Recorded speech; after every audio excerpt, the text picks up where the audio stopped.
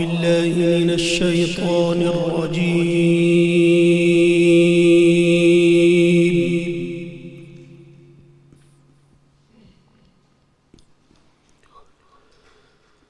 بسم الله الرحمن الرحيم.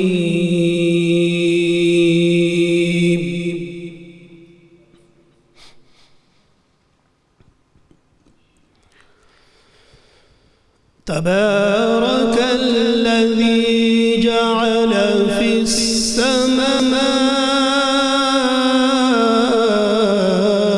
بروجا وجعل فيها سراجا وقمرا منيرا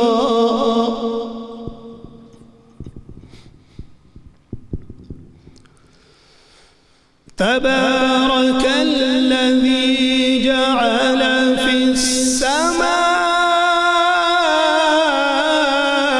بروجا وجعل فيها سراجا وقمرا منيرا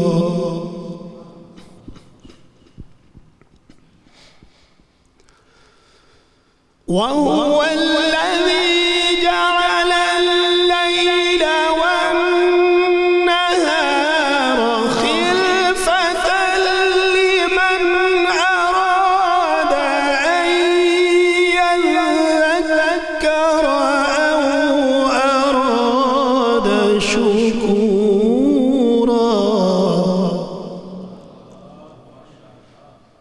وعباد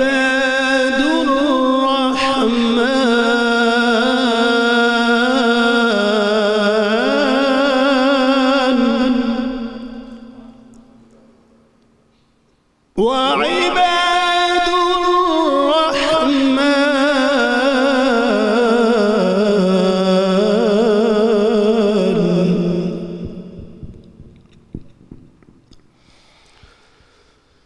وعباد الرحمن الذين يمشون على الأرض هونا وإذا خاطبهم الجاهلون قالوا سلاما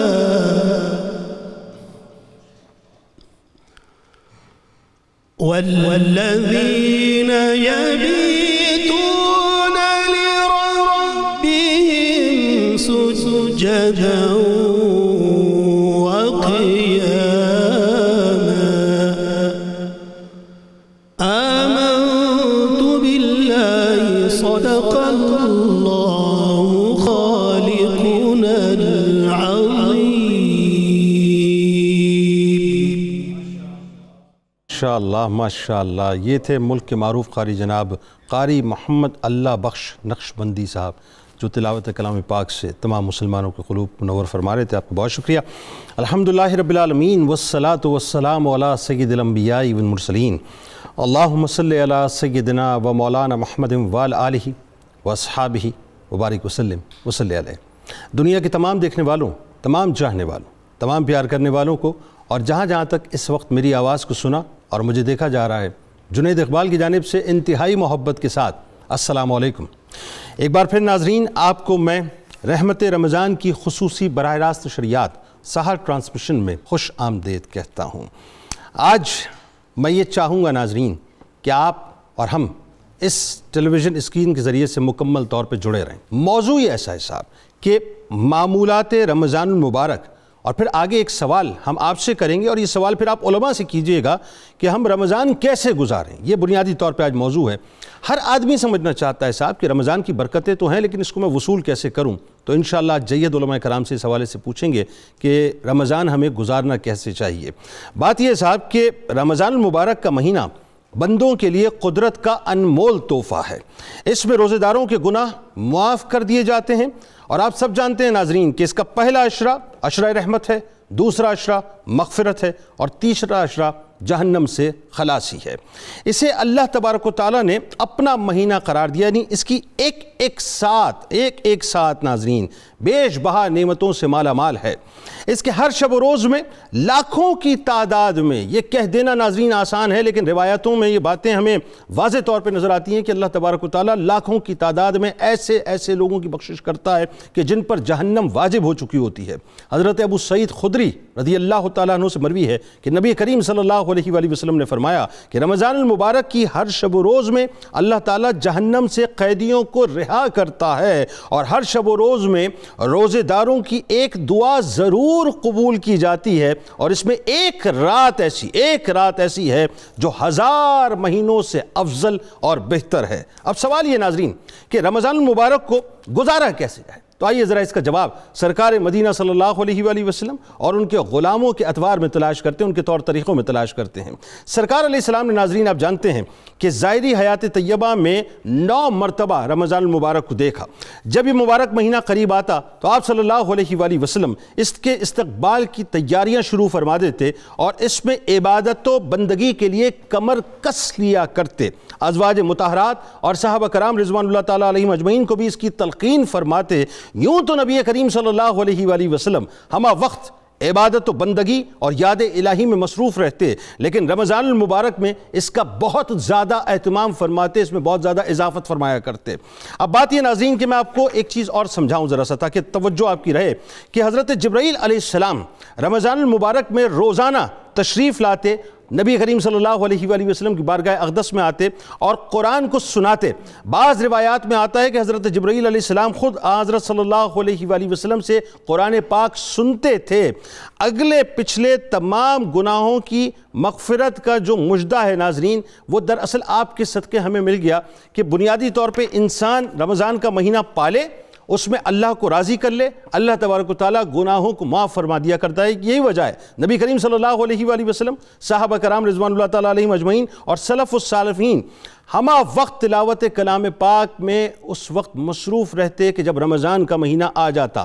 تمام صالحین خاص طور پر رمضان المبارک میں تہجد کا بہت زیادہ اہتمام فرمایا کرتے۔ حضرت عبداللہ ابن مسعود رضی اللہ تعالیٰ عنہ سے متعلق روایت ہے کہ جب رات کی تاریکی چھا جاتی، کیا کمال بات ہے ناظرین، ذرا دل کی سماعتوں سے سنیے۔ وہ فرماتے ہیں کہ ہر طرف جب سکون پھیل جاتا تو آپ رضی اللہ تعالیٰ عنہ نہایت اہتمام سے وضو کر کے نماز میں مشغول ہو جاتے اور تہجد پڑھتے رہتے، اور شہد کی مکھی کی بھن بھناٹ کی طرح ان کے سینے سے رونے کی آوازیں آیا کرتی تھی۔ یہ صحابی کا عمل تھا ناظرین۔ حضرت اسود رضی اللہ تعالیٰ عنہ کے بارے میں آتا ہے کہ جب رمضان المبارک کا مہینہ آ جاتا تو ہر چیز سے کنارہ کش ہو جاتے اور کلی طور پر تلاوت کلام پاک میں مصروف ہو جایا کرتے، ہمہ وقت اس میں مصروف رہتے، اور ان دنوں میں قرآن پاک ختم کرنے کا اہتمام فرمایا کرتے۔ حضرت سعید بن جبیر رضی اللہ تعالیٰ عنہ کا ناظرین یہی معمول تھا کہ رمضان المبارک کا مہینہ آتے ہی تمام دنیاوی جتنی بھی مصروفیات ہوتی ہیں اس کو ترک کر دے، چھوڑ دیتے ہر چیز کو، اور تلاوت کلام پاک میں ہمتاً مشغول ہو جایا کرتے تھے۔ حضرت مالک بن انس رضی اللہ تعالیٰ عنہ رمضان المبارک کا مہینہ آتے ہی ہر چیز سے دستبردار ہو جایا کرتے، یہاں تک کہ احادیث مبارکہ کی تدوین و تالیف، بحث و تحقیق اور اہل علم کے ساتھ نشست و برخاست سے علیحدگی اختیار کر لیتے اور تلاوت کلام پاک میں مصروف ہو جایا کرتے تھے۔ حضرت قتادہ رضی اللہ تعالیٰ عنہ عام دنوں میں 7 دنوں میں قرآن پاک ختم فرمایا کرتے تھے، لیکن جب رمضان کا مہینہ آ جایا کرتا تو ہر 3 دن میں ایک قرآن پاک ختم کرنے کا اہتمام کرتے، اور جب آخری عشرہ آتا ناظرین تو روزانہ ایک قرآن کریم ختم کیا کرتے تھے۔ ذرا اعمال پہ غور کیجئے، قربان جائیے کہ وہ جانتے تھے کہ زبان مصطفیٰ صلی اللہ علیہ وآلہ وسلم سے ہم نے رمضان کی فضیلت کو سنا ہے، بس جو میرے سرکار نے فرما دیا وہ حق ہے اور سچ ہے کہ اس سے بہتر کوئی مہینہ ہو ہی نہیں سکتا۔ اس کے بعد ناظرین امام المحدثین حضرت محمد بن اسماعیل بخاری علیہ رحمہ رمضان المبارک میں تراویح کے بعد تلاوت کلام پاک میں مشغول ہو جاتے، اور تقریباً ہر 3 دن میں ایک قرآن پاک کو ختم فرمایا کرتے تھے۔ حضرت فضیل بن ایاز رضی اللہ تعالیٰ عنہ مشہور ان کا واقعہ ہے کہ رات آتے ہی نماز، تلاوت کلام پاک اور اوراد و اسکار میں ہمتاً متوجہ ہو جایا کرتے تھے۔ حضرت یونس رحمۃ اللہ علیہ، حضرت شہاب الدین ظہری رحمۃ اللہ علیہ کے متعلق رقم تراز ہیں کہ جب رمضان المبارک کا مہینہ آ جاتا تو تلاوت کلام پاک، غریبوں اور مسکینوں اور دیگر جو فقراء تھے ان کو کھانا کھلاتے، کپڑے پہناتے اور ان کی ضرورتوں کو پورا کیا کرتے تھے۔ حضرت حماد بن ابو سلیمان رمضان المبارک میں ہر رات 50 غریبوں کو، مسکینوں کو کھانا کھلاتے، انہیں کپڑے عنایت کرتے اور ہر ایک کو 100 درہم دیتے کہ وہ امیروں کے ساتھ خوشیاں منائیں۔ دیکھیں رمضان شروع ہو گیا صاحب، عبادتیں کر کے اللہ کو راضی کرنا ہے اپنے لیے، لیکن خیال بھی تو رکھنا ہے نا کہ وہ لوگ جو بیچارے بے کس ہیں، مجبور ہیں، وہ بھی ہمارے ساتھ عید کی خوشیوں میں شامل ہو جائیں۔ حضور نبی کریم صلی اللہ علیہ وآلہ وسلم ناظرین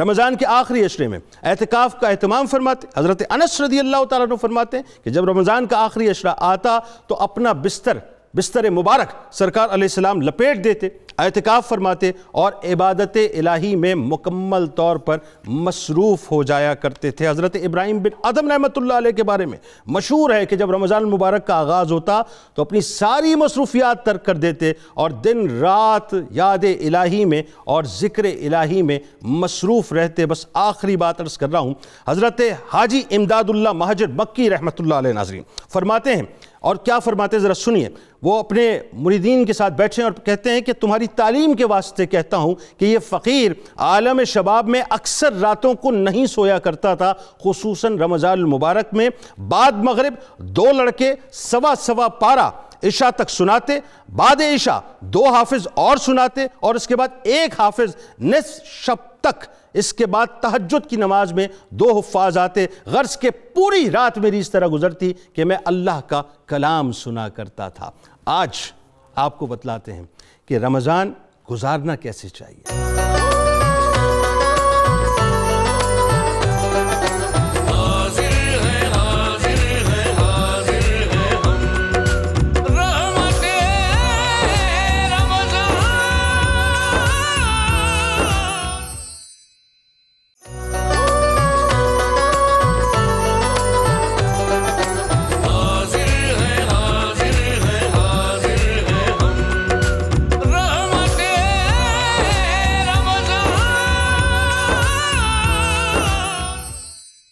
ہمارے ساتھ ناظرین جو شخصیات اس وقت موجود ہیں یقیناً کسی تعارف کی محتاج نہیں ہیں، اور آپ کو پتہ ہے کہ میرے اس رمضان ٹرانسمیشن کا بھی حصہ ہیں، پر نور حصہ ہیں۔ پہلی شخصیت ممتاز عالم دین، ہمارے آپ کے سب کے بزرگ محترم جناب پروفیسر محمد سعید احمد خان صاحب۔ دوسری شخصیت ممتاز عالم دین محترم جناب علامہ بدر الزماں قادری صاحب، اور تیسری شخصیت ممتاز عالم دین محترم جناب علامہ ذوالفقار مصطفیٰ ہاشمی صاحب، اور میرے دائیں جانب میرے بھائی ملک کے ممتاز قوال اپنے ساتھیوں کے ساتھ جناب شیر میاداد صاحب موجود ہیں۔ آپ تمام احباب کو السلام علیکم اور خوش آمدید۔ السلام ورحمۃ اللہ وبرکاتہ۔ اچھا حضور، آج تو بات یہ ہے کہ میں نے جس طرح سے لوگوں سے گزارش کی اور مجھے یقین ہے کہ لوگ آپ تمام احباب کو سننا چاہیں گے کہ سرکار علیہ السلام، ان کے گھرانے والے، صحابہ کرام، اولیاء کرام کس طرح سے رمضان گزارتے تھے۔ لیکن اگر آپ کی اجازت ہو تو پہلے ہمارے خان صاحب سے ایک کلام سنتے ہیں، پھر انشاءاللہ آپ کی طرف آتے ہیں۔ جی خان صاحب۔ جی، نعت رسول مقبول صلی اللہ علیہ وآلہ وسلم پیش خدمت۔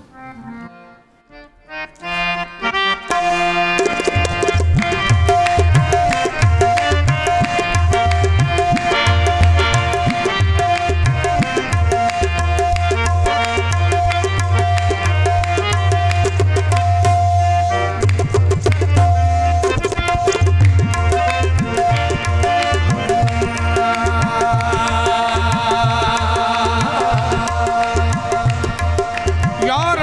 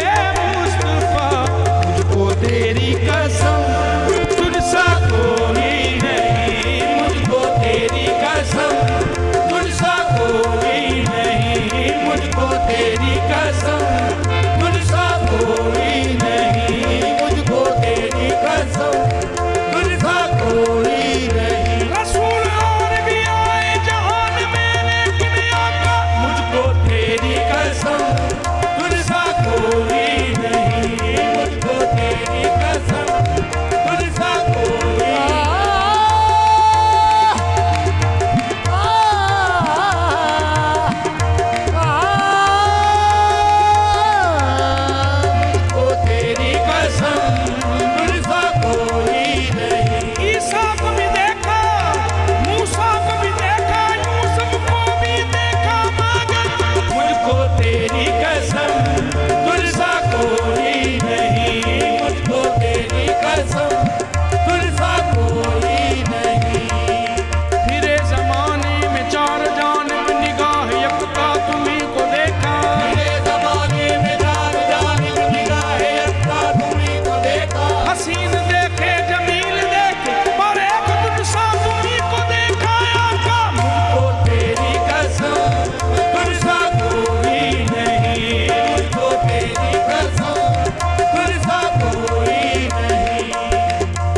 सरदी तेरे हुस्न की किसे ताब जो करे हम सरी, न गुलों में ऐसी शुगुफ्तगी, न ये रंगो न ये ताजगी, ये अनोखी शब ये नई पवन, ये अदाएं प्यार ये सादगी, तेरी मिसल कोई हुआ नहीं, तेरे सदके जाऊं मैं या नबी, मुझको तेरी कसम तुझसा कोई नहीं, मुझको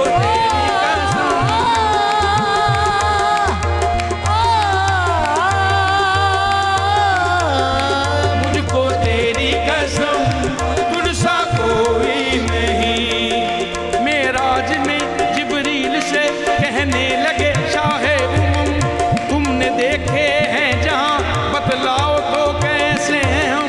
रूहुल अमी कहने लगे शाह तेरे रूह की कसम, बस मुझको तेरी कसम तुझसा कोई नहीं, मुझको तेरी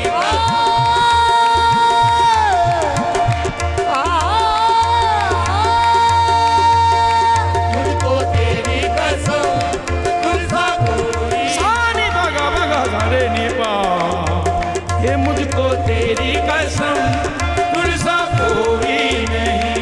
तेरा दर है ज़माने में सबसे बड़ा, दर है ज़माने में सबसे बड़ा, तेरे दर से नहीं कोई खाली गया, तेरे दर से नहीं कोई खाली गया। शहनशाह करम शहनशाह अता,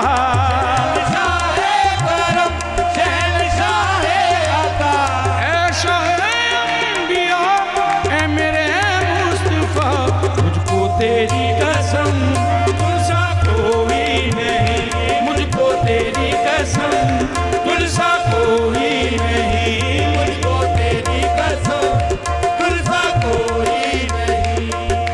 शाह अरब पे दिल मेरा कुर्बान हो गया, यूं मग़फ़िरत के वास्ते सामान हो गया।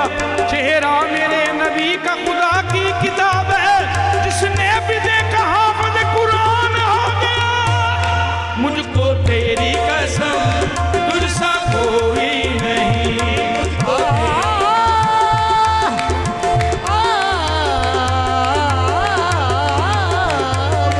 तेरी कसम तुझसा कोई नहीं। अल्लाह ने कैसा शाह ज़ीशान बनाया,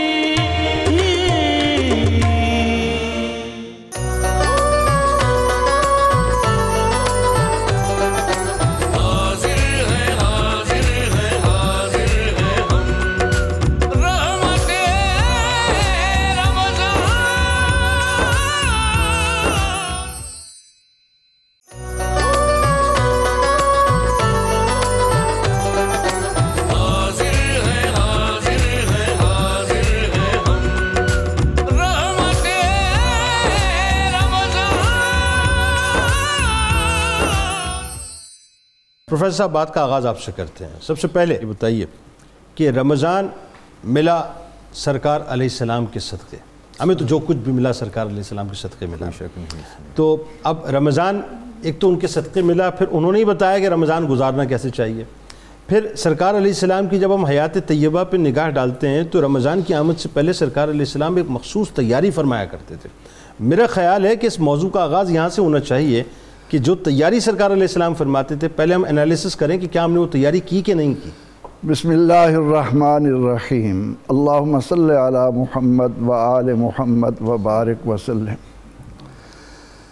جنید صاحب آپ نے کیا خوب بات کہی کہ ہمیں جو کچھ ملا در مصطفیٰ سے ملا. آئے ہائے بالکل ایسے. اسی لیے تو اللہ نے اپنی ساری مخلوق کو اسی در کا گدا بنا دیا یہ فرما کر کہ ما آتاکم الرسول فخذوا، جو لینا ہے ان سے لو. ابو القاسم آپ ہیں. آپ صلی اللہ علیہ وسلم اپنے طور پر تو جو تیاری ہمیں دکھانے کے لیے، ہمیں راستے پر چلانے کے لیے کرتے تھے، روح کیا ہے؟ روح یہ ہے، قرآن کہتا ہے وَقَدِّمُوا لِأَنفُسِكُمْ، اے بندو اپنے لیے آگے کچھ بھیجو. آگے کچھ بھیجو. قرآن کہتا ہے وَتَزَوَّدُوا، تم مسافر ہو، زاد راہ اکٹھا کرو. قرآن کہتا ہے وَمَا تُقَدِّمُوا لِأَنفُسِكُمْ تَجِدُوهُ عِنْدَ اللَّهِ، تم جو بھی آگے بھیجو گے اسے اللہ کے ہاں موجود پاؤ گے. آئے ہائے، اور اس سے بہتر امین کوئی نہیں. اللہ اللہ. وَمَنْ أَصْدَقُ مِنَ اللَّهِ قِيلًا، اللہ سے بڑھ کر سچا کون ہے؟ ایک صحابی رسول آتے ہیں، عرض کرتے ہیں یا رسول اللہ صلی اللہ علیہ وسلم موت سے بڑا ڈر لگتا ہے. فرمایا سامان آگے بھیج. اللہ، جب تیرا سامان آگے جائے گا تو تیرا بھی جی کرے گا کہ جہاں میرا سامان پہنچا ہے میں بھی وہاں جاؤں. آئے ہائے ہائے، رمضان المبارک. والا حضرت نے کیا فرمایا تھا؟ ہوش و خیرت سب پہنچے، تم نہیں چلتے رضا، سارا تو ساما گیا. جان و دل ہوش و خیرت، جان و دل ہوش و خیرت سب مدینے پہنچے. اب نبی رحمت صلی اللہ تعالی علیہ وسلم نے تو امت کو یہ پیغام دیا کہ منہم من یقول ربنا آتنا فی الدنیا، جو اس دنیا میں آنے کے بعد اپنے آپ کو اس بات کے لیے مخصوص کر لے گا کہ مجھے دنیا مل جائے، فرمایا ما لہو فی الآخرۃ من خلاق، اس کا وہاں کوئی حصہ نہیں. آئے ہائے. اب نبی اکرم رحمت عالم صلی اللہ تعالی علیہ وسلم اس ماہ مبارکہ کی آمد پر کیا اہتمام فرماتے تھے، یہ بتائیے لو. اس کا اندازہ آپ اس بات سے لگائیں کہ مہینہ کے شروع ہونے سے پہلے اللہ کے نبی علیہ السلام جب صحابہ کرام رضوان اللہ علیہ اجمعین کو جمع کر کے یہ فرما دیں کہ یذلکم شہر عظیم، تم پر ایک بہت بڑا مہینہ سایہ فگن ہو رہا. سایہ فگن ہو رہا. اللہ. آپ صلی اللہ علیہ وسلم کے بارے میں جب ترجمہ کرتے ہوئے علماء الفاظ کا بیان کرتے ہیں تو تہمت کس لیتے تھے. سارے معاملات کو نمٹا کر قیدی آزاد ہو جاتے تھے، قرضے ادا ہو جاتے تھے، زکاتیں ادا ہو جاتی تھی. اچھا، یہ تیون کا جو کسنا ہے یہ استعارتاً استعمال ہوا ہے؟ مستعدی، مستعد ہو جایا کرتے، اپنے آپ کو تیار کریں کہ یہ جو رحمتوں کی گھٹا اٹھی ہے اس کا کوئی حصہ مجھ سے خالی نہ جانے پائے، اور رحمتوں کے جو در کھلے ہیں اس سے میری امت کو اتنا کچھ ملے کہ کوئی بھی قیامت کے دن شرمندگی محسوس نہ کرے، اس کے نامہ اعمال میں کسی طرح کی کمی نہ ہونے پائے. اللہ اللہ. صحابہ کرام رضوان اللہ علیہ اجمعین تو کس طرح سے آقا علیہ السلام کی اتباع میں کرتے تھے ہم بعد میں دیکھتے ہیں کہ امام اعظم ابو حنیفہ رحمۃ اللہ علیہ اہل علم میں ایک مقدس نام ہے. وہ رمضان المبارک کی آمد پر ایک قرآن دن کو، ایک قرآن رات کو، 3 قرآن تراویح میں، یعنی 63 قرآن پاک کی. اللہ اکبر، اللہ اکبر. احساس تھا کہ میں نے دامن کس طرح سمیٹنا ہے. یعنی 63، میں اگر یوں سمجھوں کہ وہ عاشق صادق سرکار علیہ السلام کی ظاہری عمر مبارکہ کی نسبت سے 63 قرآن ختم کیا کرتے 63 قرآن کیا بات ہے. واہ واہ واہ. صحابہ کرام رضوان اللہ علیہ مجمعین میں جب بھی وہ ایک دوسرے سے ملتے تو ان کا یہی ہوتا تھا نوافل کتنے، قرآن کی تلاوت کتنی. اور سیدنا غوث اعظم رضی اللہ تعالیٰ عنہ کا نام جو دنیا اسلام کے اندر ایک چمکتا دمکتا روشن ستارہ ہے، ان کے پاس بچے آتے ہیں، حضور عید آ رہی ہے، ہمیں کوئی قطع لکھ کر دیں. تو آپ نے انہیں جو قطع لکھ کر دیا وہ اس بات کی غمازی کرتا ہے کہ ان مقدس لوگوں کو کتنا احساس تھا کہ اللہ رب العزت نے جو ہمیں یہ برکتیں، رحمتیں، سعادتیں، مسرتیں عطا کی ہیں، ان کو ہم کس طرح سمیٹ رہے ہیں. تو آپ نے ان کے لیے کیا لکھا؟ فرمایا خلق می گوید کے فردا روز عید است، خوشی در روح ہر مومن پدید است. سبحان اللہ. مخلوق کہہ رہی ہے کل عید ہوگی، جس کو دیکھو شادمانی، مسرت، خوشی کا اظہار کر رہا ہے. دران روزے کے با ایمان بمیرم، مرا در ملک خود آن روز عید است. عبد القادر جیلانی کی تو عید اس دن ہوگی جب وہ دنیا سے ایمان کی نعمت لے کر جائے گا. اللہ اکبر، اللہ سبحان اللہ. میری پیدائش 1944 کی ہے.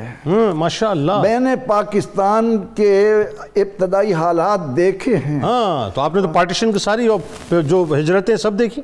یعنی اس وقت تو خیر چھوٹی عمر ہے، لیکن میں نے جو ابتدا میں دیکھا، جب رمضان آتا تھا تو پاکستانی قوم اس کے لیے تیاری کرتی تھی. ہاں ایسا ہوتا تھا بالکل. بچیوں کے درمیان مقابلہ ہوتا تھا کتنے قرآن ختم کیے ہیں. جی جی.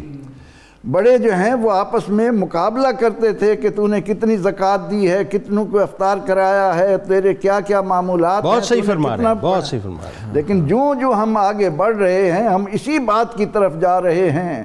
قوم کو اپنا قبلہ درست کرنے کی ضرورت ہے، ورنہ یہی ہے کہ قرآن کہتا ہے جو دنیا مانگتا ہے ان کو دنیا ملے گی، مَا لَهُ فِي الْآخِرَةِ مِنْ خَلَاقٍ. اور اس سے بڑھ کر قوم کا اور کوئی خسارہ ہو ہی نہیں سکتا کہ رمضان المبارک آئے اور چلا جائے. جس طرح ہم نے ابتدا میں قرآنی آیات سنی، عباد الرحمن، رمضان تو آتا ہے ہمیں رحمان کا بندہ بنانے کے لیے، ہمارے قلب و ضمیر کو اللہ کی محبت سے معمور کرنے کے لیے کہ الذین یمشون فی الارض ہونا. اللہ کا بندہ کون ہے؟ جو زمین پر چلتا ہوا سلامتی کا پیغمبر. بالکل ایسا ہے. جب ان سے جو حلا خطاب کریں تو ان کے منہ سے سلامتی کے کلمات نکلیں. بالکل ایسا. ان کی راتیں سجدہ و تلاوت میں یبیتون لربہم سجدا و قیاما، سجدہ کرتے ہوئے، قیام کرتے ہوئے.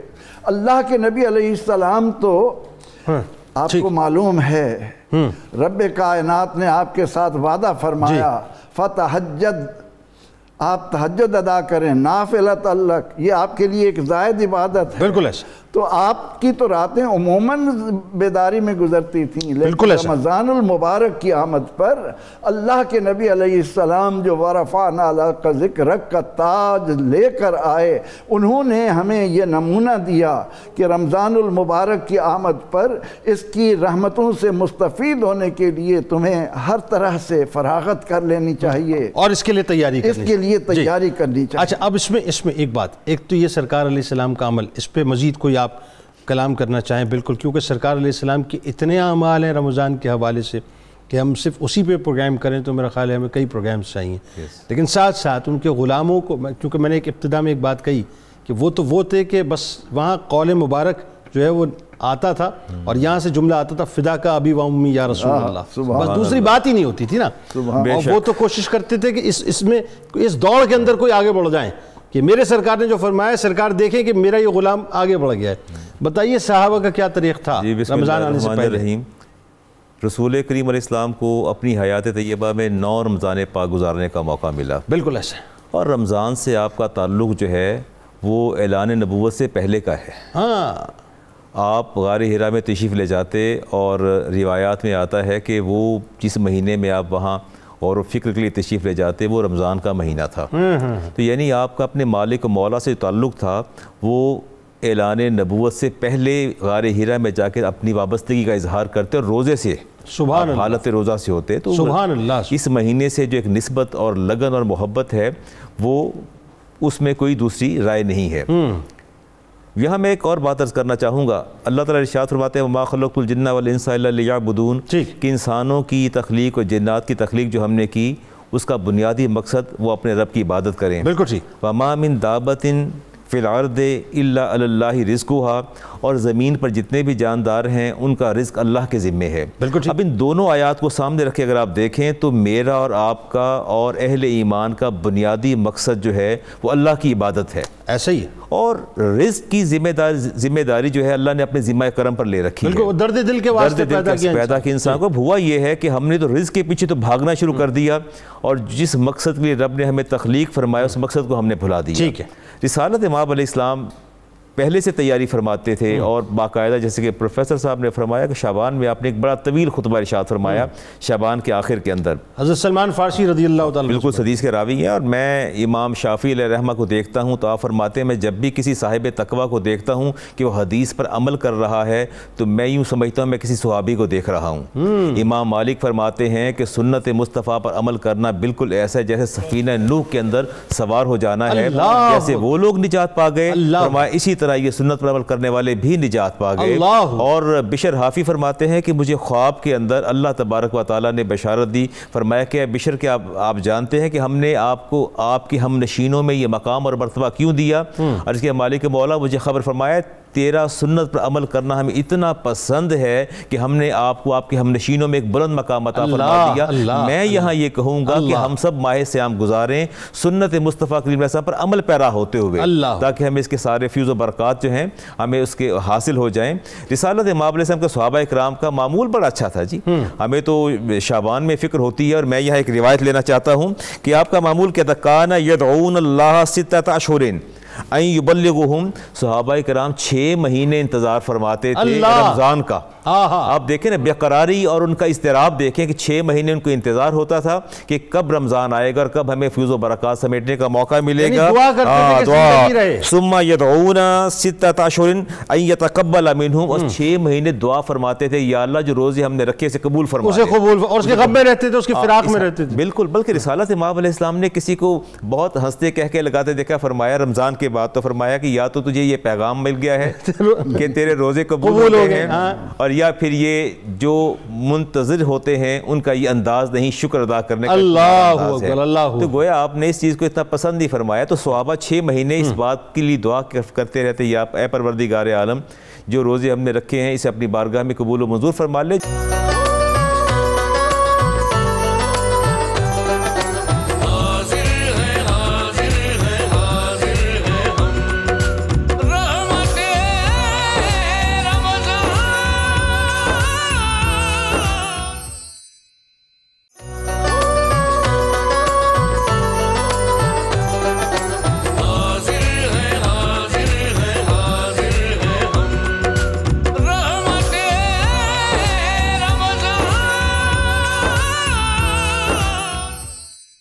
اچھا، اب بات یہ ہے کہ رمضان کیسے گزاریں؟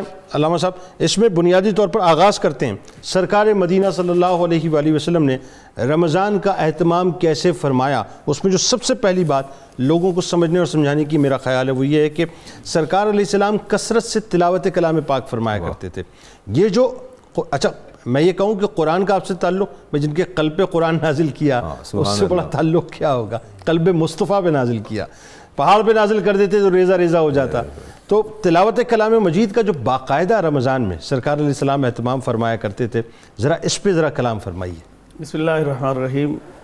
قبلہ جنید بھائی، دراصل ہم دیکھیں تو رمضان ہے ہی شہر قرآن، شہر رمضان الذی انزل فیہ القرآن، تو اس کو قرآن سے خاص نسبت ہے، نہ صرف قرآن حکیم فرقان مجید سے نسبت ہے، بلکہ اگر آپ تاریخ کے اوراق کو کنگالیں گے تو آپ کو پتہ چلے گا کہ تمام تر کتب آسمانی جو ہیں وہ رمضان المبارک میں ہی نازل ہوئی ہیں۔ بالکل ایسا ہے، تو زبور انجیل جو ہے ان کے نزول کا شرف بھی قرآن جو ہے وہ رمضان کے دامن میں. سر حضرت داؤد علیہ السلام پر جو زبور نازل ہوئی نا وہ روایات کے مطابق 12 یا 18 رمضان بنتی ہے. اسی طرح سے حضرت موسیٰ علیہ السلام پر جو تورات جسے آپ اولڈ ٹیسٹمنٹ کہتے ہیں اس کی روایتوں میں آتا ہے کہ تقریباً 6 رمضان، اور جو عیسیٰ علیہ السلام پہ جو انجیل نازل ہوئی ہے جسے آپ نیو ٹیسٹمنٹ کہتے ہیں وہ 12 یا 13 رمضان آتا ہے، اور 27 رمضان مبارک تو ہمارے مصطفیٰ کریم صلی اللہ علیہ وسلم. بالکل ایسے ہی ہے. اور اگر آپ آغاز سے بات کریں تو سیدنا آدم علیہ السلام کے جو صحائف ہیں اس کے بارے میں بھی مطلب جو ہے وہ اس صراحت موجود ہے کہ یکم رمضان المبارک کو وہ آپ پر جو ہے ان کا نزول ہوتا ہے.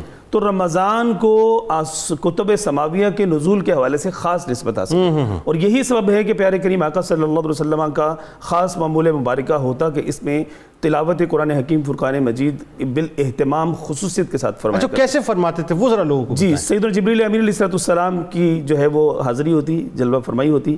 آپ جو ہے وہ پیارے آقا صلی اللہ علیہ وسلم کی خدمت ناز میں آتے اور حضور علیہ السلام کے ساتھ قرآن حکیم فرقان مجید کا دور فرمایا کرتے.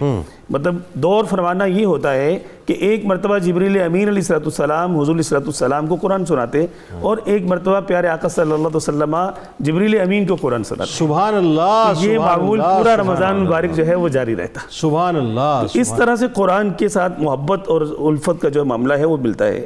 حضرت امی عائشہ صدیقہ رضی اللہ تعالی عنہا کے بارے میں خصوصیت کے ساتھ چونکہ آپ بارگاہ مصطفیٰ صلی اللہ علیہ وسلم کا قرب پانے والی خاص مطلب کاشان اقدس کی جو ہے وہ زینت ہیں، تو آپ دیکھیں کہ اسی چیز کو آپ میں مطلب معاملہ ملتا ہے کہ آپ کے سیر نگار لکھتے ہیں کہ سیدہ عائشہ صدیقہ رضی اللہ تعالیٰ عنہ ہر روز سحری کے بعد طلوع آفتاب تک مسلسل قرآن حکیم فرقان مجید کی تلاوت فرمایا. اللہ اکبر. سحری کے بعد سے لے کے جی سحری کے بعد سے لے کے مطلب نماز فجر وغیرہ کے ادائیگی کے بعد طلوع آفتاب تک. اور یہ بڑا وہ قیمتی وقت ہوتا ہے اللہ تبارک و تعالیٰ کی طرف سے رحمتوں کے نزول کا، رزق کے بانٹے جانے کا، دعاؤں کی قبولیت کا، اللہ تبارک و تعالیٰ کی بارگاہ میں مناجات کرنے کا. اور خصوصی ساتھ آپ دیکھیں گے علماء کرام بیان فرماتے ہیں کہ جو ایسی معصورہ دعائیں کہ جن کے پڑھنے کا صبح کے وقت میں حکم فرمایا گیا ہے، یہ وہ وقت ہے کہ جب تک سورج طلوع نہیں ہوتا اس سے پہلے اگر وہ دعائیں پڑھ لی جائیں تو وہ ساری کی ساری مؤثر ہوتی ہیں. وہ بتائیے گا آگے جا کے، میں سننا چاہوں گا بلکہ ہمارے دیکھنے والے. لیکن اما عائشہ صدیقہ رضی اللہ تعالیٰ عنہ کی بات ہو رہی تھی، اس کا مطلب یہ ہوا کہ ہماری ماں کے صدقے سے ہمیں یہ بھی پتہ چلا کہ سحری کر کے اور فجر کی نماز ادا کر کے سونا نہیں ہے، بلکہ اللہ تبارک و تعالیٰ سے کلام کرنا ہے نا، اس کا کلام سننا ہے.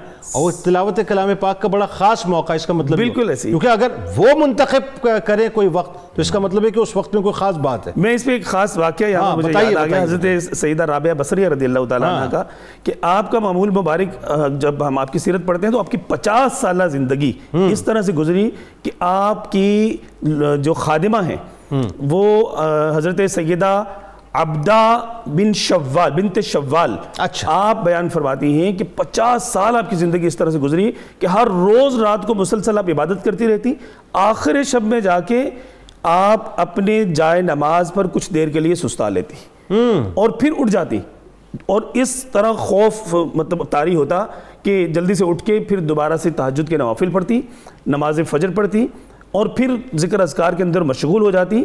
آپ خود فرماتی ہیں کہ میں اپنے نفس کو جو ہے وہ تنبیہ فرمایا کرتی. آپ کہتی کہ دنیا میں جاگنا ہے اور قبر میں جا کر سونے کا بہت ٹائم ملے. سبحان اللہ. ادھر جاگ لو، ادھر آرام سے سونا مل جائے، ادھر پھر قیامت تک سوتے ہی رہنا ہے، نیند ادھر جا کے پوری کرنا.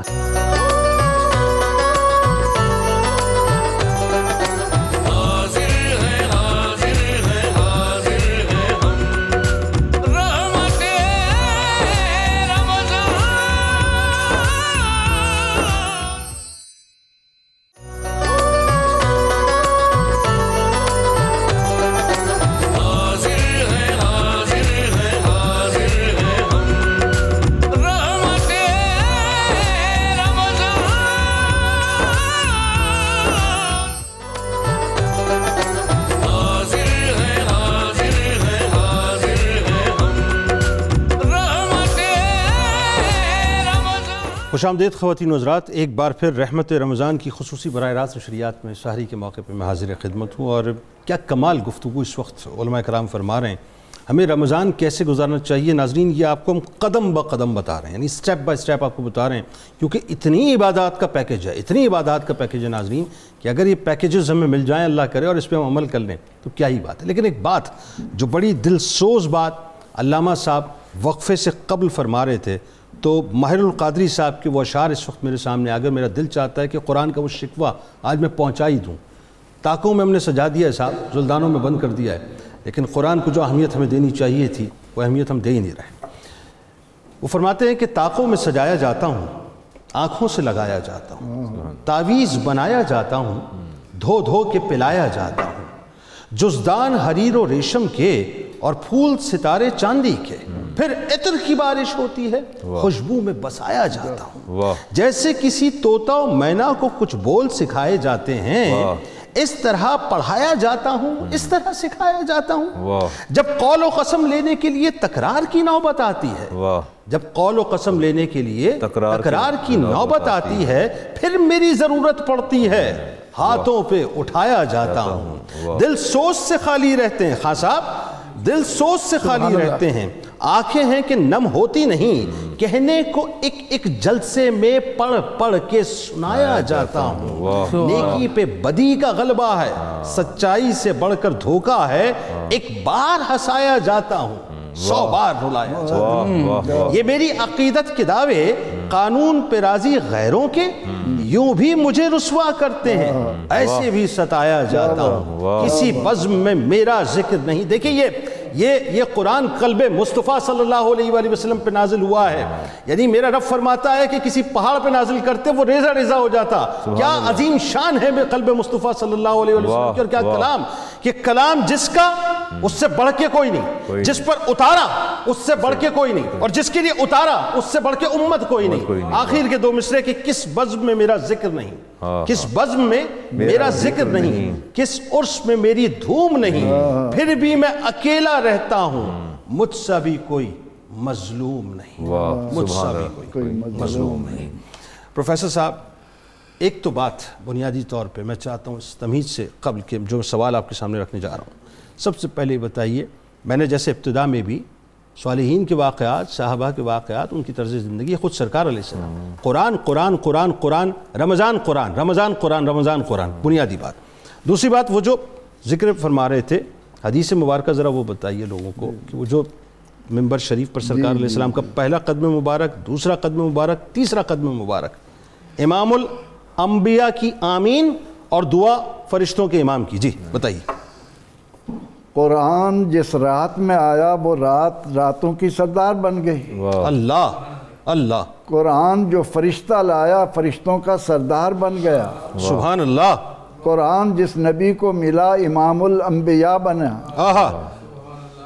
قرآن کے لیے سرور دو جہاں صلی اللہ علیہ وسلم نے یہ جو معیار مقرر فرما دیا کہ خیرکم من تعلم القرآن وعلمہ، تم میں سب سے بہتر انسان ہی وہ ہے جو قرآن سیکھے اور سکھائے۔ واہ واہ سبحان۔ اسی قرآن کا رمضان کے ساتھ چولی دامن کا ساتھ کہ شہر رمضان الذی انزل فیہ القرآن، رمضان کو معمولی نہ سمجھنا، یہ وہ مہینہ ہے جس میں میں نے اپنے بندوں کو وہ دستور ہدایت عطا کیا ہے کہ جس میں تمہاری زندگی کے سارے سامان اتنی خوبصورتی سے سجا دیے گئے ہیں کہ تمہیں کبھی بھی ادھر ادھر دیکھنے کی ضرورت نہیں ہے۔ وہ معزز تھے زمانے میں مسلمان ہو کر، ذلیل اور رسوا ہوئے تارک قرآن ہو کر۔ تو رمضان کے اندر جو معمولات قرآن کریم کی تلاوت کے متعلق بھی ہم نے عرض کیا، اس میں بعض لوگ یہ کہتے ہیں کہ جی پھر ہم سارے انہی کاموں میں لگ جائیں، اس سے بڑھ کے کام کیا ہے؟ نبی رحمت صلی اللہ علیہ وسلم نے اس کے لیے ہمیں اصول دیا ہے۔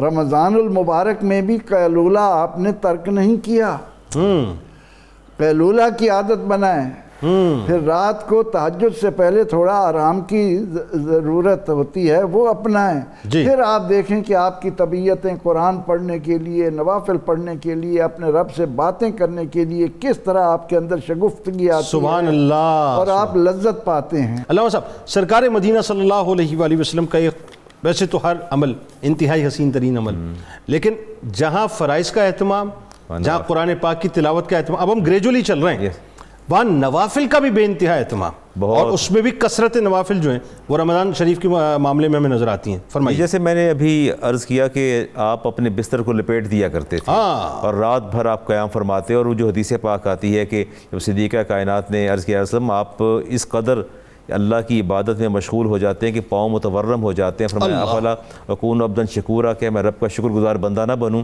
تو اللہ کے شکر کا بہترین طریقہ جو ہے اور تقرب اللہ کا وہ نوافل کی ادائیگی ہے. جیسے کہ حدیث پاک میں آتا ہے بندہ نوافل ادا کرتے کرتے رب کے اتنے قریب ہو جاتا ہے کہ رب اس کے پاؤں بن جاتا ہے، ہاتھ بن جاتا ہے جس سے وہ پکڑتا ہے، جس سے وہ چلتا ہے، اس کے کان بن جاتا ہے جس سے وہ سماعت کرتا ہے. وہ اللہ حاضر قیاس ایک طویل حدیث آتی ہے اس سلسلے میں. تو بات یہ ہے کہ نوافل کی کثرت کرنی چاہیے، نوافل کی آخری عشرے میں کثرت کرنی چاہیے. اس پر ایک اور بات میں عرض کروں گا، الدعاء مخ العبادہ، دعا عبادات کا مغز، جو مغز عبادات کا مغز ہے. امام شافعی علیہ رحمہ فرماتے ہیں کہ میں اپنی رات کو ماہ صیام میں 3 حصوں میں تقسیم کرتا ہوں. یہ بتائیے لوگوں. آپ فرماتے ہیں پہلے سے میں تصنیف و تالیف کرتا ہوں، یہ بھی عبادت میں شامل ہے کہ میں حدیث اور فقہ اور تفسیر پر کام کرتا ہوں. اچھا. دوسرے حصے میں اب میں سمجھتا ہوں جو علماء رات کے ان حصوں میں اللہ اور اس کے رسول کے دین پر کام کرتے ہیں، یہ بھی عبادت میں شامل ہے. سبحان اللہ. وہ بھی عبادت میں شامل ہے کہ مخلوق خدا کی بھلائی کے لیے کام کرتے ہیں اور اللہ کے رسول کے دین کو آگے اس کے ابلاغ کے لیے کام کرتے ہیں. فرماتے ہیں دوسرا حصہ میں عبادت میں صرف کرتا ہوں اور تیسرا حصہ میں دعا میں صرف کرتا ہوں. سبحان اللہ. یعنی آپ نے کیٹیگوریکلی رات کو 3 حصوں میں تقسیم فرما دیا. احمد بن حنبل کا معمول یہ تھا، فرماتے ہیں کہ میں سر پہلے رکیے ذرا، امام شافعی علیہ رحمہ کے حوالے سے ذرا میں 3 حصوں میں انہوں نے تقسیم کیا. پہلا حصہ تو آ گیا آپ کا تصنیف و تالیف وغیرہ، وہ بھی قرآن و حدیث اور مسائل فقہ کے جو مسائل. دوسرے جو ہے نفلی عبادات میں صرف فرائض نفلی عبادات. تیسرا حصہ آپ دعا مانگتے، دعا مانگا کرتے. تیسرا حصہ مکمل طور پہ دعا مانگتے، اللہ کی بارگاہ میں گڑ گڑاتے رہتے، التجا کرتے رہتے اور استغاثہ پیش کرتے اور اللہ کی بارگاہ میں دعا کرتے کہ یا اللہ گناہوں کی معافی اور جو بھی دل میں آتا مانگتے، امت مسلمہ کی بھلائی کے لیے مانگتے. یعنی اس کا مطلب یہ ہے کہ ویسے بھی عمومی طور پہ بھی ہمیں دعا کی کثرت کرنی چاہیے. حدیث پاک میں آتا ہے کہ جو بندہ رب سے نہیں مانگتا رب اس پر انتہائی غضبناک ہو جاتا ہے. اللہ اکبر. جیسے ایک حدیث پاک اور بھی نا کہ دعا سلاح المومنین، سلاح المومن کا ہتھیار ہے. بالکل مومن کا ہتھیار ہے. رسالت امام علیہ السلام نے عمر فاروق سے فرمایا کہ جب آپ جا رہے تھے عمرہ کے لیے تو فرمایا کہ یا اخی اشرکنا فی دعائنا، اپنی دعاؤں میں ہمیں شامل کریں، ولا تنسانا، اور ہمیں ہرگز نہ بھلانا. میں یہ سمجھتا ہوں کہ کسی بھی نبی یا پیغمبر کو امتی کی دعا کی قطعا ضرورت نہیں. سبحان اللہ. اچھا وہ بات آپ مکمل کیجئے ذرا تاکہ میں پھر آگے بڑھوں. جی جو آپ ایک اور امام کے حوالے سے فرمائیں. امام شافعی کی میں نے بات کی. امام احمد بن حنبل فرماتے ہیں کہ میں رمضان پاک میں پورے دن اور رات میں 300 نوافل ادا کرتا، اور جب خلق قرآن کا مسئلہ جب کھڑا ہوا تو آپ کو درے مارے جا رہے تھے، پھر بھی آپ 150 نوافل پڑھ لیتے تھے. جو درمیان میں وقفہ ملتا ہے دن اور رات میں 150 نوافل. پہلے 300 پڑھتے تھے، لیکن جب خلق قرآن کا مسئلہ کھڑا ہوا فرماتے میں پھر بھی 150 نفل پڑھ لیتا تھا ماہ صیام کے اندر. تو میں سمجھتا ہوں نوافل کی کثرت کرنی چاہیے، دعا کی بھی کثرت کرنی چاہیے. اللہ اکبر. یعنی ایک اور بات اس میں سامنے آئی کہ ہمارے یہاں لوگ نارملی جو ہے وہ رمضان میں افطار سے پہلے روزے کی حالت کے اندر عموماً جو ہے وہ اپنا زیادہ ہارڈ ورکنگ نہیں کرتے، لیکن یہاں اگر دن اور رات میں 150 نوافل. میں یہاں آپ کی قطع کلام میں ایک اور بات عرض کروں گا. ابو موسیٰ اشعری علیہ رحمہ فرماتے ہیں کہ آپ سے پوچھا گیا کہ آپ کی عمر اتنی زیادہ اور آپ علیل اور نحیف ہیں اور آپ نے عبادت میں کثرت کر دی، تو آپ نے فرمایا مجھے ایک بات کا جواب تو دو کہ جب منزل قریب آتی ہے تو گھوڑے کو سر پر دوڑایا جاتا ہے، اس کو آہستہ کر لیا جاتا ہے. تو فرمایا جب میری منزل قریب آ گئی میں نے عبادت زیادہ کرنی ہے یہ کم کرنی ہے. اللہ کیا اچھی بات، کیا اچھی بات. علامہ صاحب آئیے بات کو تھوڑا سا آگے بڑھاتے ہیں، اور اب سرکار مدینہ صلی اللہ علیہ وآلہ وسلم کا جو سخاوت کا معاملہ ہے کہ وہ تیز ہوا کے جھونکوں کی طرح رمضان میں چلا کرتی تھی، اس بارے میں بتائیے. آپ کے دسترخوان سے لے کے آپ کے عطا کرنے تک. جی حضرت عبداللہ ابن عباس رضی اللہ تعالیٰ عنہما سے روایت ہے اس حوالے سے کہ جیسے ہی رمضان شریف کی آمد ہوتی تو حضور علیہ السلام کا جو سخاوت کا معمول ہے وہ زیادہ تیز ہو جایا کرتا تھا. کہ جیسے جیسے ہر رات کو سیدنا جبریل امین علیہ السلام حضور علیہ السلام کی خدمت ناز میں حاضر ہوا کرتے تو حضور علیہ السلام جبریل امین علیہ السلام کے آنے پر بہت زیادہ سخاوت فرماتے اللہ، اور یہ آخر رمضان تک جاری و ساری رہتا. اللہ یہ آپ کا معمول مبارکہ تھا. اور اسی طرح سیدنا جابر بن عبداللہ رضی اللہ تعالیٰ عنہما عنہ آپ بھی ارشاد فرماتے ہیں کہ پیارے آقا صلی اللہ تعالی علیہ وسلم سے جب بھی سوال کیا جاتا، جب بھی مانگنے والا کچھ بھی مانگتا تو حضور صلی اللہ علیہ وسلم سے جو بھی چیز مانگی جاتی پیارے آقا صلی اللہ علیہ وسلم انکار نہیں فرمایا کرتے، اللہ، بلکہ آپ کا خود فرمان عالی شان موجود ہے کہ اگر میرے پاس 3 وادیاں بھی سونے کی بھری ہوئی ہوں تو میرے لیے میں یہ سمجھتا ہوں کہ اس پر 3 راتیں نہیں گزرنی چاہیے سوائے اس کے کہ مجھے کچھ قرض ادا کرنا ہو تو میں اس میں سے کچھ رکھوں، ورنہ جیسے ہی کوئی ضرورت مند آئے میں اس کو دے کے فارغ ہو جاؤں۔ اللہ اکبر، اللہ، یہ حضور صلی اللہ علیہ وسلم کی مطلب کہہ لیجیے کہ معمول مبارکہ تھا۔ اچھا، میرا خیال اسی وجہ سے اسے غمخواری کا مہینہ کہا گیا۔ جی ہاں، مواسات کا مہینہ، یہ تو بہت زیادہ اس میں مطلب اس بات کی تلقین ہے، تربیت بھی ہے۔ مواسات یہ ہے دراصل رمضان ہمیں سکھانے ہی آتا ہے کہ بھوک و پیاس کی حالت میں جب ہم کچھ وقت گزارتے ہیں تو ہمیں بھوکے پیاسے رہنے والوں کی تکلیف کا احساس ہو جائے۔ یہاں پر میں ایک واقعہ مجھے یاد آتا ہے، یہ امام اہل سنت اشاع امام محمد رضا خان فاضل بریلوی رحمۃ اللہ تعالی علیہ کے والد گرامی مولانا نقی علی خان علیہ رحمہ نے ایک واقعہ لکھا ہے اس بات کو سمجھانے کے لیے کہ مواسات کیسے ہے۔ آپ فرماتے ہیں ایک شخص تھا بہت زیادہ سخاوت کرتا تھا، تو اس کے گھر والوں نے اس کو پکڑ کے کہ یہ باز نہیں آتا، اس کو باندھ دیا، چند دن اس کو قید رکھا۔ اچھا، جب اس کو قید میں رکھا تو سزا کے طور پہ کہ یہ مطلب رکتا نہیں ہے، جو چاہتا ہے لٹاتا رہتا ہے، تو سب اللہ کی راہ میں سب اللہ کی راہ میں دے دیتا ہے۔ اس کو جب انہوں نے چند دن بند رکھنے کے بعد جب اس کو کھولا تو دیکھا کہ وہ پہلے سے زیادہ وہ عمل کر رہا ہے۔ انہوں نے کہا ہم نے تمہیں سزا دی کہ تم اس حرکت سے باز آ جاؤ گے۔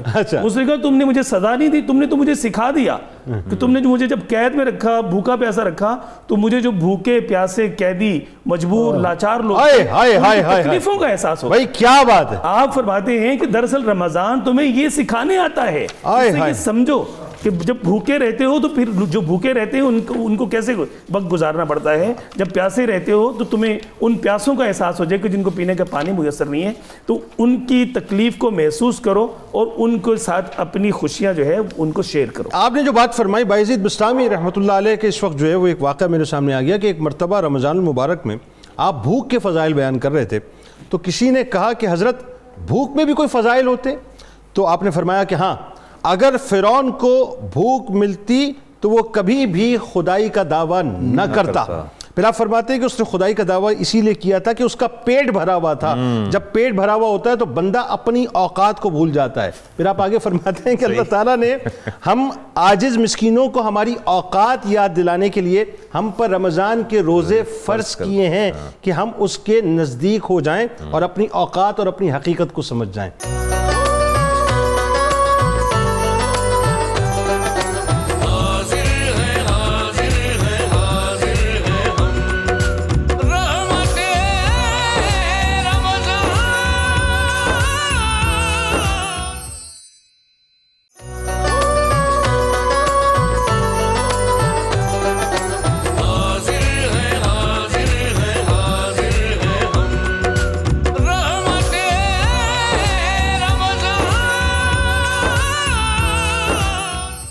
آئیے جی خان صاحب کی طرف چلتے ہیں۔ نعت رسول مقبول حضور صلی اللہ علیہ وآلہ وسلم پیش۔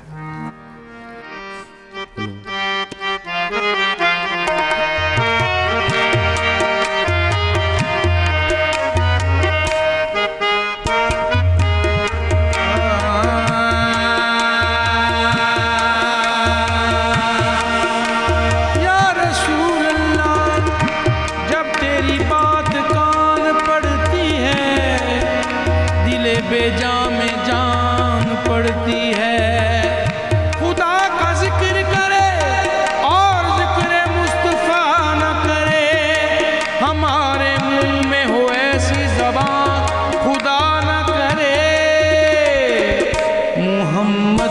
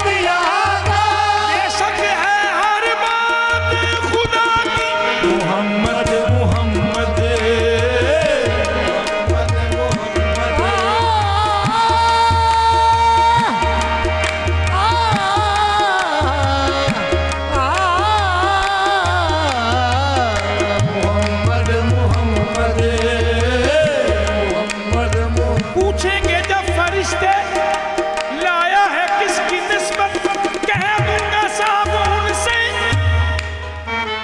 محمد محمد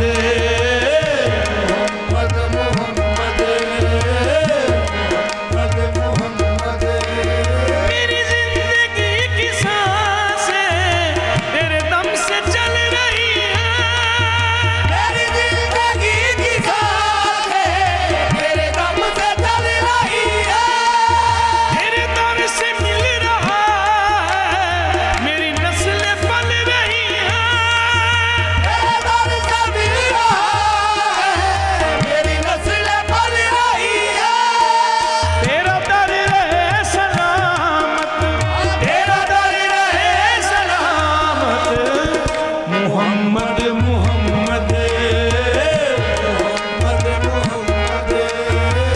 محمد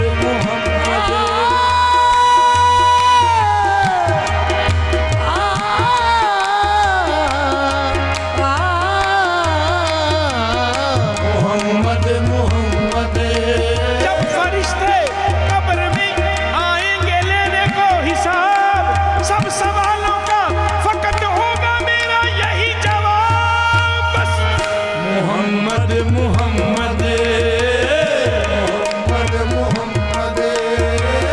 محمد محمد میری لاج رکھنا آقا میں ہوں غلام تیرا میری لاج رکھنا آقا میں ہوں غلام تیرا کھڑا کب سے رو رہا ہوں لے لے کے نام تیرا کھڑا کب سے رو رہا ہوں لے لے کے نام تیرا ذرا دیکھیں میری حالت ذرا دیکھیں میری حالت محمد محمد محمد محمد محمد میرے آقا محمد میرے مولا محمد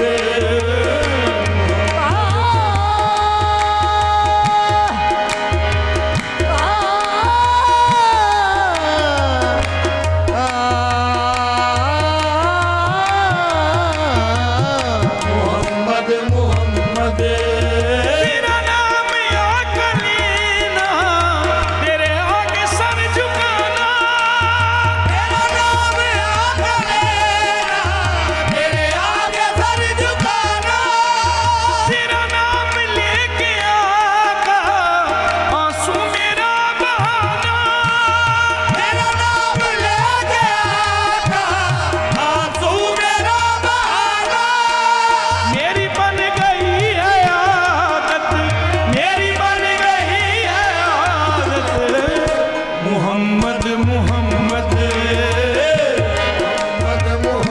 میرے آقا میرے مولا میرے آقا میرا چین میری راحت میرا چین میری راحت میرا چین میری راحت بس محمد محمد محمد محمد محمد محمد سبحان اللہ ماشاء اللہ ماشاء اللہ ماشاء اللہ ماشاء اللہ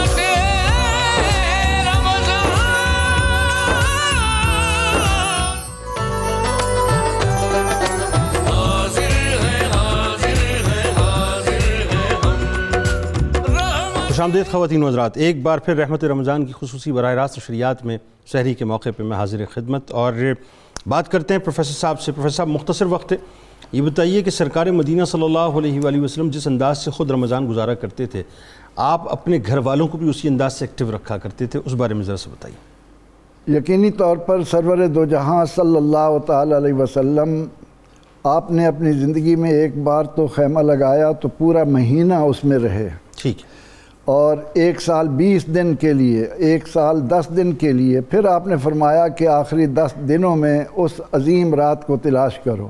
تو نبی اکرم رحمت عالم صلی اللہ تعالی علیہ وسلم سید الانبیاء ہو کر، سید ولد آدم ہو کر اس رات کو اتنی اہمیت دے رہے ہیں، تو آپ صلی اللہ علیہ وسلم کا اپنے گھر والوں کو بیدار کرنا، ان کو اس بات کی طرف متوجہ کرنا تو ظاہر ہے کہ ایک آپ کی ذمہ داری کے طور پر امت کو عطا کرنا تھا۔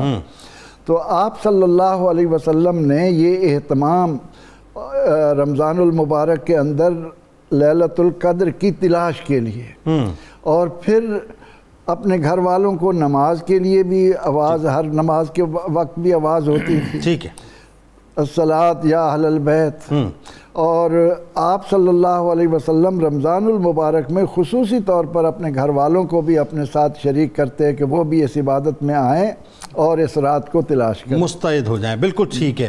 علامہ صاحب یہ بتائیے کہ یہ پہلا عشرہ رحمت، دوسرا عشرہ مغفرت، تیسرا عشرہ جس میں جہنم سے نجات بھی ہے، 5 طاق راتیں بھی ہیں، اور وہیں سے اعتکاف کی ابتدا بھی ہے، جی بالکل، بہت اہم ترین راتیں ہیں۔ کیسے گزارا کرتے تھے سرکار؟ رسالت مآب علیہ السلام، پہلی تو میں ایک پیغام ناظرین کو دینا چاہتا ہوں کہ آپ کا معمول تھا ماہ صیام میں کہ مغرب سے عشاء تک آپ غسل فرمایا کرتے تھے۔ اچھا، تو یہ میں سمجھتا ہوں کہ اس سنت کی ادائیگی جو ہے سبحان اللہ، بہت نجات ہوگی۔ دوسرا، جیسا کہ آپ نے فرمایا، پروفیسر فرمایا کہ طاق راتوں میں تلاش کیا کرتے تھے اپنا لیلۃ القدر کو۔ اچھا، سم ٹائم ایسا بھی تو ہوتا ہے کہ آپ کوئی سٹک ہو جاتے ہیں، رات عبادت آپ نہیں کر سکتے، تو رسالت مآب علیہ السلام نے بڑا آسان طریقہ فرمایا۔ آپ نے فرمایا من صلی المغرب والعشاء فی جماعت، جس نے نماز مغرب اور عشاء با جماعت ادا کر لی، فقط اخذ من اللیلۃ القدر بنصیب وافر، اسے لیلۃ القدر کا وافر حصہ میسر آ گیا۔ سبحان اللہ۔ اگر کہیں ایسی صورتحال پیدا ہو جائے کہ طاق رات میں آپ سٹک ہو جائیں یا مصروف ہو جائیں، رات بھر عبادت نہ کر سکیں، تو آپ کم از کم مغرب کی نماز با جماعت ادا کر لیں، عشاء کی با جماعت ادا کر لیں، اللہ تعالیٰ آپ کو لیلۃ القدر کا وافر حصہ جو ہے۔ اور پھر 5 آپشنز دے دیے نا بھائی، 21 مس کر دی، 23 پکڑ لو، 23 مس کر دی، 25 لے لو، 25 مس کر دی، 27 لے لو، 27 مس کر دی، 29 اور آخری راتوں میں آپ نے اس کو تلاش کرنا ہے۔ رسالت مآب علیہ السلام اعتکاف بیٹھتے تھے، اور جس سال آپ کا وصال ہوا تب آپ نے 20 دن کا اعتکاف فرمایا تھا۔ 20 دن کا اعتکاف جس برس آپ نے جب آپ کا وصال ہوا تو اعتکاف، اس کا مطلب یہ ہے کہ ہمیں کوشش کرنی چاہیے کہ ہم کریں۔ بالکل ٹھیک۔ علامہ صاحب آخر میں لیلۃ الجائزہ، رمضان گزر گیا، لیلۃ الجائزہ آ گئی، اب یہ وہی بات ہے کہ جو پورے مہینے بخشے گئے وہ ایک رات میں، بتائیے ذرا۔ اللہ اکبر، بہت بڑی عظیم رات ہے جی۔ سیدنا عبداللہ بن عباس رضی اللہ عنہ فرماتے ہیں، پیارے آقا صلی اللہ علیہ وسلم نے فرمایا کہ اللہ تبارک و تعالیٰ فرشتوں کو مخاطب ہو کر فرماتا ہے کہ میرے فرشتوں، یہ بتاؤ کہ جو مزدور اپنی پوری مزدوری کرے اس کی کیا جزا ہے؟ تو فرشتے عرض کرتے ہیں کہ پروردگار، اس کی جزا یہ ہے کہ اس کو پورا پورا اجر دیا جائے۔ بے شک۔ تو پھر اللہ تبارک و تعالیٰ فرشتوں کو کہتا ہے میرے فرشتوں گواہ ہو جاؤ، آج میں نے اپنے ان بندوں کو جنہوں نے رمضان المبارک کے روزے رکھے اس کے ظاہری باطنی آداب کے ساتھ، میں نے ان سب کے سب کی مغفرت فرما دی ہے۔ اللہ، تو یہ کام ہوتا ہے اس رات جو چاند رات کہلاتی ہے، جس رات کو عموماً غفلت میں گزار دیا جاتا ہے۔ یہ ان 5 راتوں میں سے ہے کہ جس میں اللہ تبارک تعالیٰ سے مانگی گی ہر دعا قبول ہوتی ہے۔ جو اس رات کو زندہ رکھتا ہے، اللہ تبارک تعالیٰ اس کے دل کو اس دن زندہ رکھے گا جس دن سارے دل مردہ ہو جائیں گے۔ بالکل، یہ بڑی خصوصیت والی رات ہے۔ حضور صلی اللہ علیہ وسلم نے فرمایا کہ جو 5 چیزیں فرمائی گی، میری امت کو ایسی 5 چیزیں عطا فرمائی گئی جو کسی اور کو نہیں دی گئی، ان 5 میں سے ایک چیز، ایک 5ویں چیز یہ بھی ہے جس کے بارے میں حضور صلی اللہ علیہ وسلم نے فرمایا کہ ایک رات میری امت کو ایسی عطا فرمائی گئی جس رات اللہ تبارک تعالیٰ میری امت کے لوگوں کی بے حساب مغفرت فرماتا ہے۔ ٹھیک۔ تو عرض کیا گیا یا رسول اللہ کہ وہ شب قدر ہے؟ میں نہیں، شب قدر نہیں ہے، بلکہ یہ لیلۃ الجائزہ ہے کہ جو رمضان کا گزر جانے کے بعد چاند رات آتی ہے، اور اس کو عموماً غفلت میں اس لیے ہم گزارتے ہیں کہ شیطان آزاد ہوتا ہے اور وہ نہیں چاہتا کہ ہم مغفرت حاصل کریں۔ تو ہمیں اس پر بڑا اہمیت کے پیش نظر یہاں پر ایک بات میں عرض کرتا ہوں جلدی سے، کہ نبی اکرم رحمت عالم صلی اللہ علیہ وسلم ایک دن خیمے سے باہر تشریف لائے، پھر رمضان کا موقع ہے، رمضان کا موقع ہے، واپس چلے گئے۔ بعد میں آپ نے فرمایا کہ ہم آئے تھے آپ کو بتانے کے لیے کہ لیلۃ القدر کون سی ہے، لیکن 2 مسلمان باہر جھگڑ رہے تھے، اس لیے اللہ نے اب وہ اٹھا لی ہے، اب اس کو رمضان کے آخری عشرے کی طاق راتوں میں تلاش کرو۔ یعنی ایک اور بات اتنی خوبصورت آ گئی کہ رمضان گزارنا ایسے بھی ہے کہ کسی کی دل آزاری نہیں کرنی پورے رمضان، اور کسی سے جھگڑنا نہیں۔ آپ تینوں، اب آپ کا بہت شکریہ، آپ تشریف لائے۔